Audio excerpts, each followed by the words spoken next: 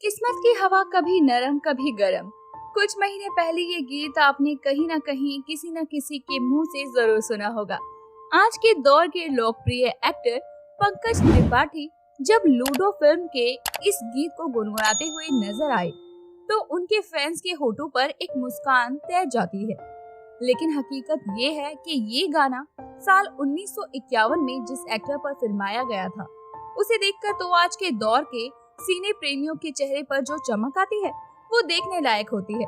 लेकिन आज हम आपको उनके बच्चों से मिलवाते हैं कि आखिर आज वो कहाँ हैं और किस हाल में हैं। 1 अगस्त सन 1913 को भगवान दादा का जन्म महाराष्ट्र के अमरावती में हुआ था।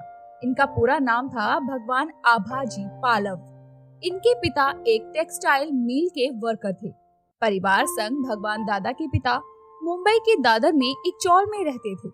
कम उम्र में ही भगवान दादा को फिल्मों से लगाव होने लगा था और फिल्मों से उनका ये लगाव कब जुनून बन गया उन्हें पता ही नहीं चला। भगवान दादा चौथी क्लास में थे जब उन्होंने पढ़ाई छोड़ दी और मजदूरी करना शुरू कर दिया। हालांकि अब तक उन्होंने फिल्मों में काम करने का ख्वाब देखना शुरू कर दिया था। ये वो दौर था जब भारत में मूक फिल्में बनती थी।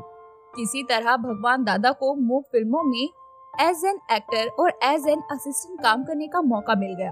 बस फिर क्या था, अपनी लगन से जल्दी ही भगवान दादा उस जमाने की फिल्म इंडस्ट्री का एक बड़ा नाम बन गए। कम ही लोग इस बात से वाकिफ हैं कि भगवान दादा को पहलवानी का बड़ा शौक था। वो खुद भी पहलवानी करते थे और पहलवानी के मुकाबले में बड़ी दिलचस्पी रखते थे। उनके इसी शौक ने उन्हें पहली दफा फिल्म क्रिमिनल में एक्टिंग करने का मौका दिलवाया था। भगवान दादा ही हिंदी फिल्मों के पहले एक्शन हीरो भी थे। फिल्मों में मुक्कों से लड़ाई तक वाले दृश्यों की शुरुआत उन्होंने ही की थी। भगवान दादा उस जमाने के हॉलीवुड स्टार डगलस फेयरबैक्स के बहुत बड़े फैन थे। उन्हीं से प्रभावित होकर ही भगवान दादा अपनी सभी स्टंट खुद परफॉर्म किया करते थे।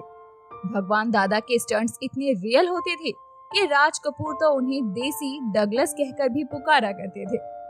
एक्टिंग के साथ साथ भगवान दादा ने फिल्म मेकिंग भी सीखी थी।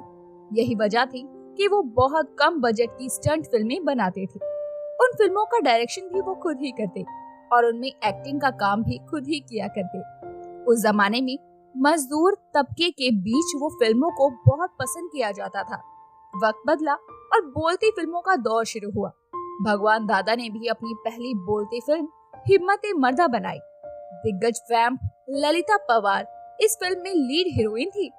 फिल्म के एक सीन में भगवान दादा को ललिता पवार को थप्पड़ मारना था, लेकिन भूलवश उन्होंने ललिता पवार के बाएं गाल पर इतनी जोर से थप्पड़ मारा कि वो बुरी तरह से चोटिल हो गई। ललिता पवार को अस्पताल में भर्ती कराना पड़ा। उनका चेहरा पैरालाइज हो गया, बाईं आंख की एक नस फट गई और 3 साल तक इलाज कराने के बाद भी उनकी वो आंख कभी ठीक न हो सकी। भगवान दादा को उम्र भर इस घटना पर अफसोस रहा। हालांकि ललिता पवार जरूर मजाक मजाक में ये कहती थी कि भगवान दादा की वजह से वो इतनी मशहूर वैम्प बनी।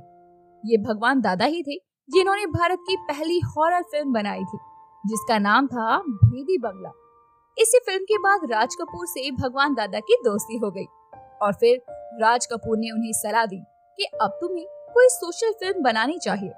इसके बाद भगवान दादा ने बनाई अलबेला, जिसमें उनकी हीरोइन थी गीता बाली। ये एक बहुत बड़ी हिट फिल्म थी।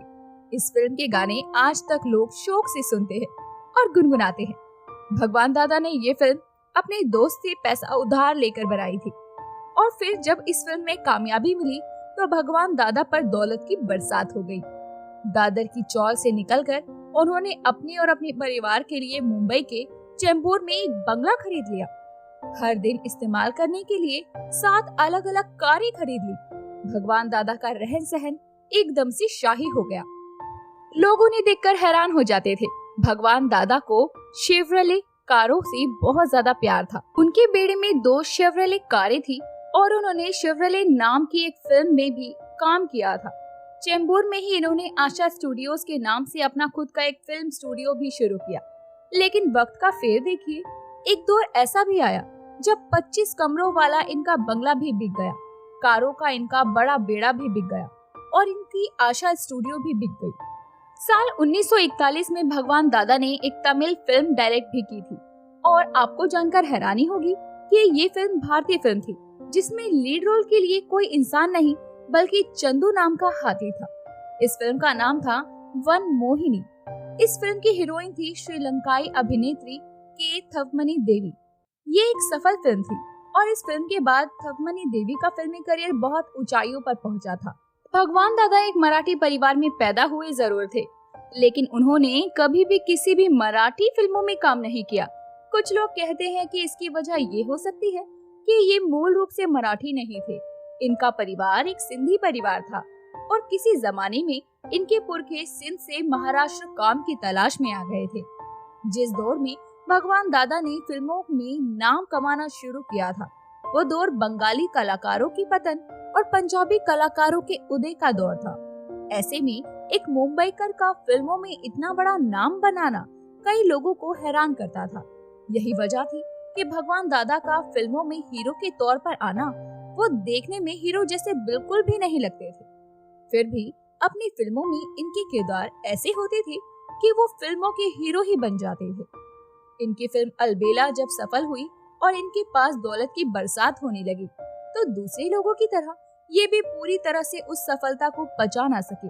इन्होंने शराब पीने का शौक लगा लिया। बुरे वक्त में इनका साथ छोड़ देने वाले इनके कुछ दोस्त तो यहाँ तक के कहा करते थे कि अगर कोई भगवान दादा की शराब की बोतलें बेच दे तो भी वो लखपति हो सकता है। भगवान दादा जुए और शराब में बहुत पैसे उड़ाने लगे थे। कहा तो ये भी जाता था कि अपनी एक फिल्म की शूटिंग के दौरान हीरोइन पर पैसों की बारिश वाले सीन के लिए इन्होंने असली नोटों की बारिश की थी। भगवान दादा के डांसिंग स्टाइल के आज भी लाखों दीवाने आपको मिल जाएंगे। फिल्म इंडस्ट्री में तो कोरियोग्राफर इनके डांस की मूव्स को भगवान दादा मूव्स कहते हैं। अमिताभ बच्चन, गोविंदा और मिथुन जैसे स्टार्स भी डांस के लिए भगवान दादा से प्रेरणा लेते थे। ऋषि कपूर को खुद भगवान दादा ने अपने स्टेप्स सिखाए थे। एक फिल्म की शूटिंग के दौरान जब इन्हें एक्स्ट्रा डांसर्स नहीं मिले तो इन्होंने फिल्म में फाइट सीन्स करने आए फाइटर्स को ही नचा दिया था। भगवान दादा का डांस लोगों को काफी पसंद था। इसका अंदाजा आप इस बात से लगा लीजिए कि जब वो वापस दादर में अपनी चौल में आकर रहने को मजबूर हुए तो गणपति सेलिब्रेशन के दौरान इनके घर की तरफ से गुजरने वाले सभी जुलूस इनकी चौल लालू भाई मेंशल के सामने जरूर रुकते थे। इनका सुपरहिट सॉन्ग भोली सूरत दिल के खोटे बजाया जाता था और लोग इनसे बाहर आकर अपना डांस दिखाने की फरमाइश करते थे। भगवान दादा ने भी लोगों को कभी निराश नहीं किया और वो बाहर आकर अपने सिग्नेचर स्टाइल में डांस जरूर करते थे। अब आप शायद सोच रहे होंगे कि इतना खुश मिजाज और कामयाब अभिनेता एकदम से पतन के गर्त में क्यों चला गया। दरअसल अलबेला फिल्म को मिली कामयाबी के बाद भगवान दादा का आत्मविश्वास इतना ज्यादा बढ़ गया था कि इन्होंने झमेला और लाबेला नाम से 2 और फिल्में भी बनाई, लेकिन ये फिल्में फ्लॉप हो गई और इन्हें भारी नुकसान उठाना पड़ा। मगर जिस फिल्म ने भगवान दादा को अर्श से वापस फर्श पर लाकर पटक दिया था उसका नाम था हंसते रहना। भगवान दादा ने दादा मुनि यानी अशोक कुमार को इस फिल्म में लीड रोल में कास्ट किया था। इस फिल्म को बनाने के लिए भगवान दादा ने अपनी सारी जमा पूंजी लगा दी। अपनी पत्नी के गहने तक इस फिल्म को बनाने के लिए उन्होंने बेच दिए, लेकिन ये फिल्म कभी पूरी ही ना हो सकी। कहा जाता है कि अशोक कुमार ने इस फिल्म की शूटिंग के दौरान इतने नखरे दिखाए कि भगवान दादा को ये फिल्म बंद ही करनी पड़ी और उन्हें बेतहाशा घाटा भी उठाना पड़ा। दूसरी तरफ जुए और शराब की बुरी लत के चलते भी भगवान दादा की आर्थिक स्थिति बहुत खराब हो चुकी थी। इन्हीं सब वजहों के चलते उन्होंने अपना सब कुछ बेच दिया और वापस दादर वाली अपनी चौल में आकर रहने लगे। फिल्म इंडस्ट्री के कई नामी कलाकार तो ऐसे भी थे जिन्हें भगवान दादा ने ब्रेक दिया था। इनमें सबसे बड़ा नाम था संगीतकार सी रामचंद्र, जो कि भगवान दादा के बहुत अच्छे दोस्त थे। भगवान दादा के जरिए मिली शुरुआत के बाद सी रामचंद्र ने 100 से भी ज्यादा फिल्मों में संगीत दिया। ऐ मेरे वतन के लोगों और ये जिंदगी उसी की है जैसे आइकॉनिक गानों का म्यूजिक भी सी रामचंद्र ने ही दिया था। हिंदी फिल्मों के बहुत बड़े गीतकार रहे आनंद बख्शी को भी पहला मौका भगवान दादा ने ही दिया था। वहीं हेमंत कुमार को भी उनके करियर की पहली बड़ी फिल्म नागिन भगवान दादा ने ही दिलाई थी। लाखों दिलों पर राज करने वाले भगवान दादा के बारे में एक रोचक तथ्य ये भी था कि वो खड़े खड़े ही अपनी नींद पूरी कर लिया करते थे, वो भी खुली आंखों के साथ। जो लोग इन्हें खड़े हुए और खुली आंखों के साथ सोते हुए देखते थे वो हैरान रह जाते थे। भगवान दादा न सिर्फ एक शानदार कलाकार थे बल्कि एक बहुत ही प्यारे इंसान भी थे। साल 1947 में जब भारत के विभाजन के दौरान दंगे हो रहे थे तो उन्होंने मुंबई के भिंडी बाजार में रहने वाले मुस्लिम कलाकारों और टेक्नीशियंस की जान बचाने के लिए छिपने के लिए उन्हें जगह भी दी थी। भगवान दादा जब अपने बुरे वक्त से गुजर रहे थे तो इनके वो सभी दोस्त इनका साथ छोड़ गए जो एक दौर में इनके आगे पीछे मंडराया करते थे। कुछ तो ऐसे भी थे जिन्होंने भगवान दादा से उधार लेकर फिर कभी नहीं लौटाया, लेकिन बड़े दिल वाले भगवान दादा ने ऐसे लोगों को भी माफ कर दिया। जिंदगी के आखिरी कुछ सालों में भगवान दादा को बहुत मुसीबतों का सामना करना पड़ा। बढ़ती उम्र के कारण उनका शरीर उनका साथ छोड़ने लगा। वो कई दफा दादर वाली अपनी चौल के बाथरूम में ही फिसल कर गिरे और घायल हुए थे। इस चौल में उनके साथ एक बेटी व बेटा रहा करते थे। उनकी उस बेटी की शादी नहीं हुई थी और बेटा फिल्म इंडस्ट्री में असिस्टेंट कैमरामैन के तौर पर काम करता था। चौल के एक बड़े कमरे को एक दीवार के जरिए 2 छोटे कमरों में तब्दील कर दिया गया था। ऐसा इसलिए ताकि बेटे और उनकी पत्नी को थोड़ी प्राइवेसी मिल सके। सोशल मीडिया पर अपने ढेरों जगह ये सुना होगा या पढ़ा होगा कि जिंदगी के आखिरी सालों में भगवान दादा को बहुत मुसीबतों का सामना करना पड़ा था, लेकिन ये बात पूरी तरह से सच नहीं है। भगवान दादा को आर्थिक मोर्चों पर कुछ समस्याओं को लेकर 2-4 नुकसान जरूर झेलने पड़े थे, लेकिन सीने असिस्टेंट एसोसिएशन की तरफ से 3000 रुपए महीना और Indian motion pictures producers association की तरफ से 5000 रुपए महीना की मदद भगवान दादा को मिला करती थी। इसके अलावा कई कलाकार ऐसे भी थे जो कि निजी तौर पर भगवान दादा की मदद किया करते थे। जानकार कहते हैं कि भगवान दादा को सबसे ज्यादा इस बात का दुख था कि उनके परिवार के लोगों ने भी बुरे वक्त में उनके साथ गैरों की तरह बर्ताव किया था। अपनों से मिले इसी गम के साथ 4 फरवरी सन 2002 को भगवान दादा ने दादर की अपनी चौल में 88 साल की उम्र में अपनी आखिरी सांस ली और उन्हें हार्ट अटैक आया था। साल 2016 में भगवान दादा को याद करते हुए इनके जीवन पर एक फिल्म बनाई गई थी जिसका नाम था अलबेला।